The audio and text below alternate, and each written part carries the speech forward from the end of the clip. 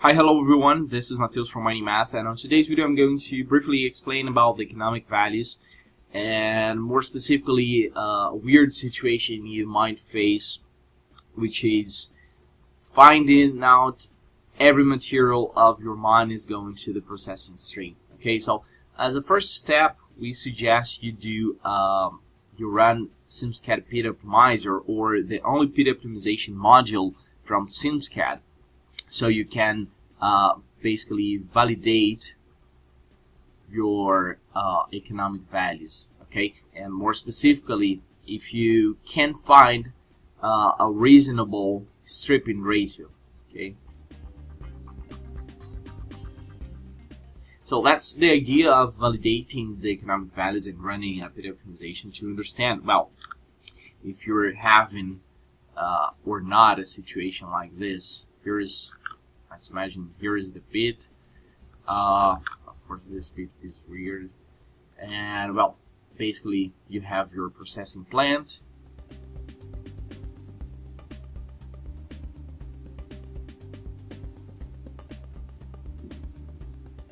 And you have the waste dumps, right?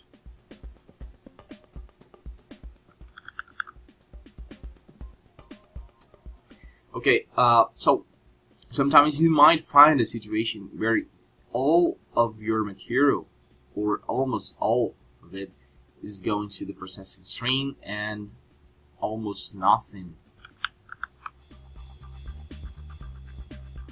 is being discarded. This is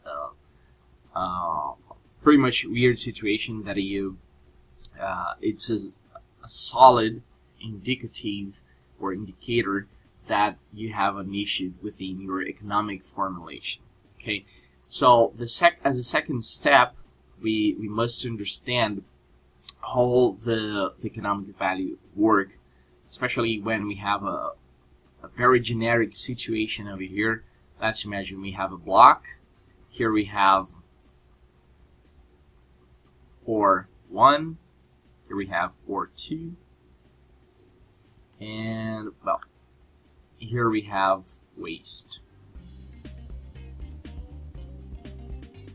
So in this case, or for all cases, we should calculate the economic valuation considering the whole block, because the whole block will go to the processing plant, or the whole block will go to the processing for the waste dump. Okay. Of course, there is more information on how you can try to split this material, but this is quite advanced, so let's stick with this simpler situation over here. Well, the idea here to calculate the economic values is that, well, you need the economic value, and you need one for the processing, and you need one for the waste. Okay, and well, for whatever is the case, you're considering the whole block is going to either to the processing or to the waste. And well, for the case of the processing, your economic valuation in general lines will be something like this. You have 1/3 is ore 1. Sorry, 1/4 is composed of ore 1, plus 1/4 is composed of ore 2, and 2/4 ore waste.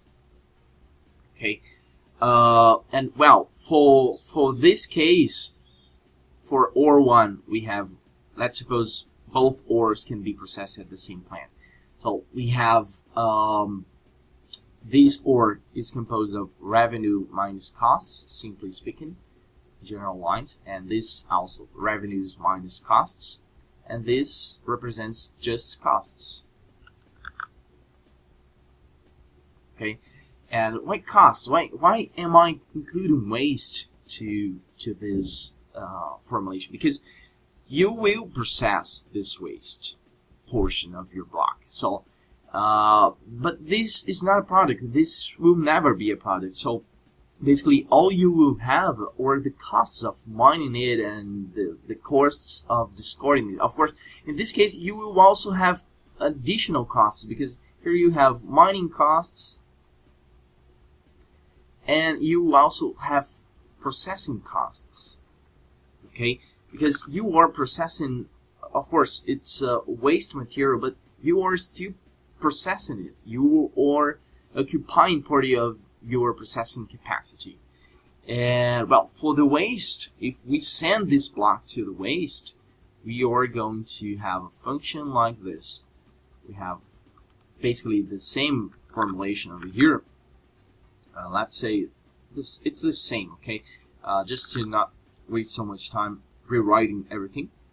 But here we have costs, general line mining costs again, and here again. Not only the mining costs specifically, but it can be the overall general costs of discarding this material.